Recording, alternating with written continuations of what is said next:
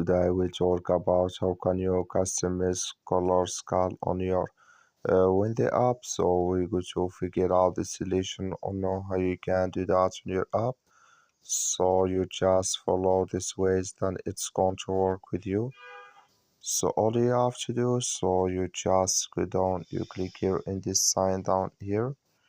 So then it's going to show for you a list like this here. Then all you have to do now, you just go here above settings, click on it.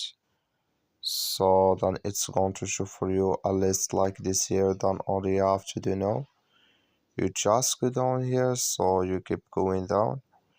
Then you come here to customize color scale, just click on it here. So then it's going to show for you a list like this. Here can you change color, and here can you delete it here. Here can you manage color scale. That's all you have to do. That's all. Thank you for watching. Don't forget to support us by liking and subscribe.